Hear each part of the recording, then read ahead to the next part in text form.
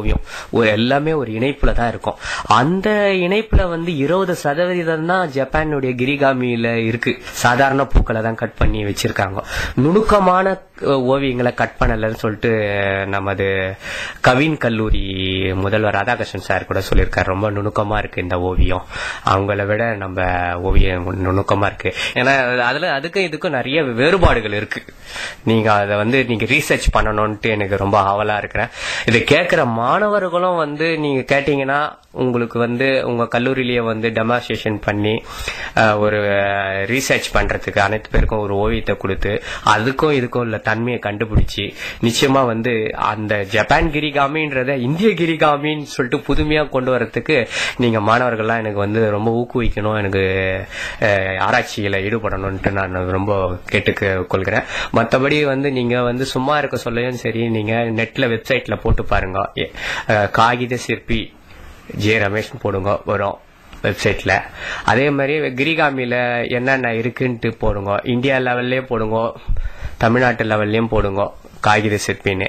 அப்புறம் பாத்தீங்கன்னா அதுல யார் யார் இருக்கிறாங்கன்றது தெரியும். யார் யார் எப்படி எப்படி தன்மைகள், ஓவிய தன்மைகள் ஜப்பான் நாட்டுக்கும் நாம செய்யற ஓவியத்துக்கு எவ்வளவு வித்தியாசங்கள் இருக்குதுன்னுட்டு நீங்க தயவு செய்து கால் பண்ணி நம்ம வைஷ்ணவா காலேஜ் ரேடியோவுக்கு நீங்க சொல்லணும் அப்படின்ட்டு நீங்க நெட்டில் பார்த்து சொல்லணும்ட்டு ரொம்ப ஆவலா இருக்கேன். அதுக்கு நான் முன்னாடியே ஆதிராவை கேட்டுட்டேன். நானு ஏமா இந்த மாதிரி நான் சொன்னாக்கா அதுக்கு பதில் மாணவர்கள் எனக்கு திருப்பி ரிப்ளை உங்களுக்கு பண்ணுவாங்களாமான்னு கேட்டேன். நிச்சயமா உங்களை பார்த்துட்டு கேட்டுட்டு பண்ணுவாங்க அப்படின்னு சொல்லியிருக்காங்க. மகிழ்ச்சியா இருக்குமா, நீங்க எப்ப பண்ணுவீங்கன்னு நான் காத்துட்டு இருப்பேம்மா. நேர்களே, உங்களோட ஒப்பீனியன், நீங்க வெப்சைட்ல பத்தி இவரை பத்தி நிறைய தெரிஞ்சுக்கலாம், இவரோட ஓவியங்கள்லாம் பார்க்கலாம் அப்படின்னு இவர் சொல்லியிருக்காரு. நீங்க பார்த்து தொடர்பு கொள்ளுங்கள் 65121333. நீங்க கேட்டுட்டு இருக்கிறது MOP சமுதாய வானொலி 107.8. இன்னைக்கு மனிதர்கள் பலவிதம் நிகழ்ச்சி மூலமா காகித சிற்பி ஜே ரமேஷ் அவர்களை தான் நம்ம பேட்டி எடுத்துட்டு இருக்கோம். இன்னும் நிறைய கேள்விகள் அவர்கிட்ட கேட்கறதுக்காக இருக்கு. வாங்க நேர்களே நிகழ்ச்சிக்கு போகலாம். சார், நீங்க இப்ப சொல்லுங்க, உங்களோட இந்த கலை எப்படி உங்களுக்கு ஒரு வருமானத்தை கொடுக்குது அப்படின்னு நேர்களுக்காக சொல்றீங்களா? ஏன்னு பாத்தீங்கன்னா நீங்க இப்ப வேற தொழில்கள் கிடைச்சா அந்த நேரத்துக்கு போயிட்டு பண்ணிட்டு வரீங்கன்னு சொன்னீங்க.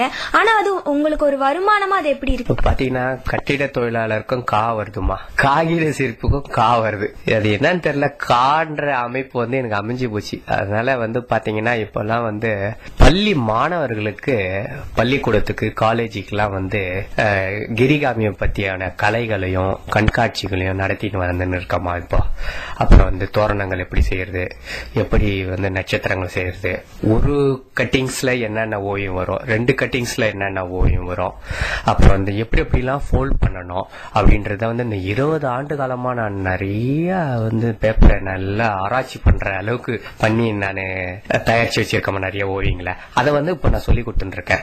2 மணி நேரம் தான் அந்த பாடத்தை எடுக்க முடியும். ஏன்னா மைண்டு சம்பந்தப்பட்டது, அது மூளை சம்பந்தப்பட்ட இந்த ஓவிய கலை. இது ரொம்ப மைனூட்டா கத்துக்கணும். ரொம்ப அதிக நேரம் இருந்தாலும், இது ரொம்ப ஈடுபாடு இருந்தாலும் அது மைண்ட்ல இருக்காதுமா. அதனால 2 மணி நேரம் நான் கிளாஸ் எடுக்கிறேம்மா எல்லா இடத்துலயும், காலேஜ், ஸ்கூலு.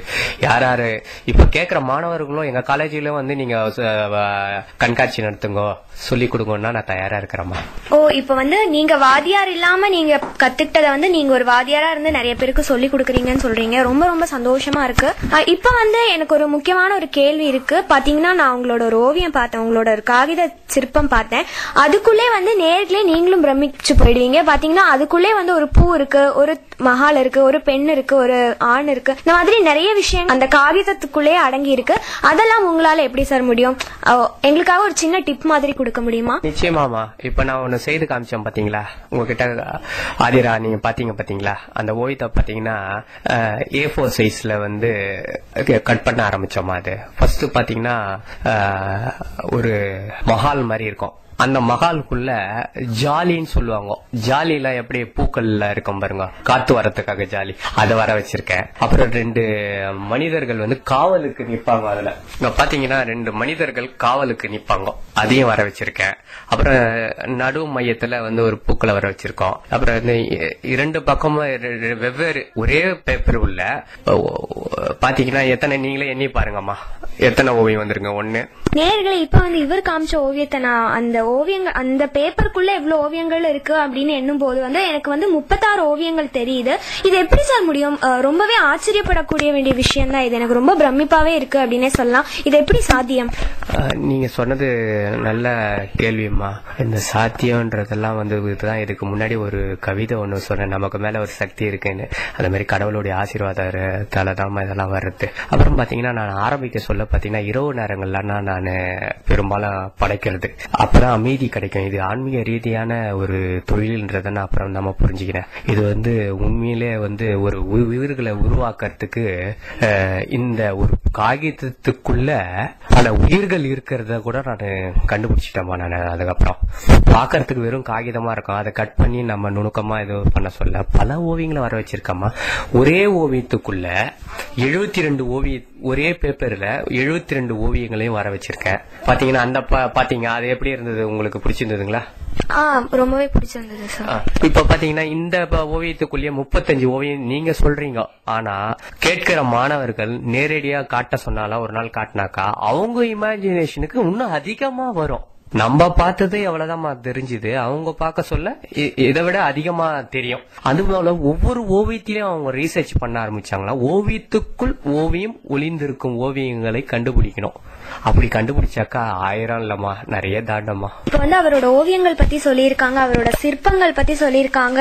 பொதுவாவே நம்மளுக்கு எல்லாம் தெரிஞ்ச சிற்பங்கள்னு பாத்தீங்கன்னா ஒரு செங்கல்ல வந்து ஒருத்தர் வந்து அந்த சுத்தியை வச்சுலாம் பண்றதுதான் வந்து நம்ம சிற்பமா தெரிஞ்சு வச்சிருக்கோம். ஆனா இவர் வந்து காகிதத்துல வந்து ஒரே ஒரு கத்திரிக்கோலை யூஸ் பண்ணி இவர் வந்து ஒரு பெரிய ஓவியம், நிறைய ஓவியங்கள் அதுல படைச்சிருக்காரு. இது வந்து ரொம்ப பாராட்டப்பட வேண்டிய விஷயம் தான் அப்படின்னே சொல்லுவேன். இவருக்காக நிறைய அங்கீகாரங்களும் கிடைச்சிருக்கு. இப்ப வந்து என்னதான் ஒரு மனுஷனுக்கு வந்து எவ்வளவு நல்லது நடந்தாலும் நம்மளுக்கு ஒரு ஆசை அப்படின்னு இருக்கும், இது மட்டும் கிடைச்சதுன்னா நான் ரொம்ப சந்தோஷமா இருப்பேன் அப்படின்னு எல்லாருமே நினைக்கக்கூடிய ஒரு விஷயம் இருக்கும். அந்த மாதிரி உங்க வாழ்க்கையில ஏதாவது விஷயம் இருக்கா சார்? 1000க்கு அதிகமான ஓவியங்களை தயாரிச்சிட்டோமா.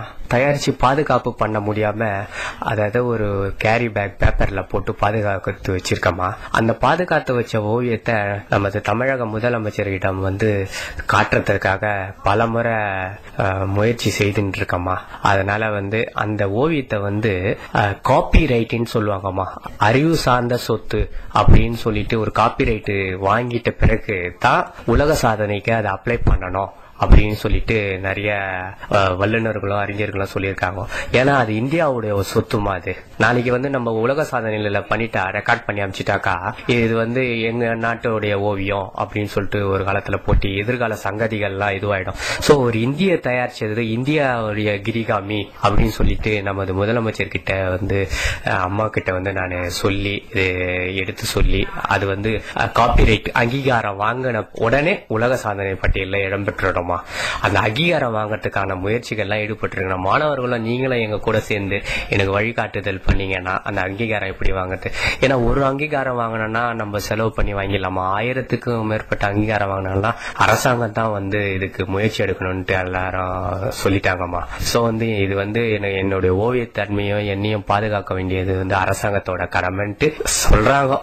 எனக்கும் ரொம்ப மகிழ்ச்சியா இருக்கு. அப்புறம் பாத்தீங்கன்னா அதை விட கனவு பாத்தீங்கன்னா நம்ம நேரு ஸ்டேடியம் அளவு உள்ள புளோரசன் பேப்பரை ஒட்டி, நேரு ஸ்டேடியம் எவ்வளவு ரவுண்ட் இருக்கோ அவ்வளவு பெரிய பேப்பரை ஒட்டி ஃபோல்ட் பண்ணி ஒரு 1/2 hourல வந்து அது பூக்களா கின்னஸ் வாழ்த்து பூக்களா வெட்டுறதுக்காக தினமும் கனவு காணின்னு இருக்கேன். அதுக்காக ஸ்பான்சர்டு கிடைக்கலாமா, எனக்கு யாரும் கொடுக்கல.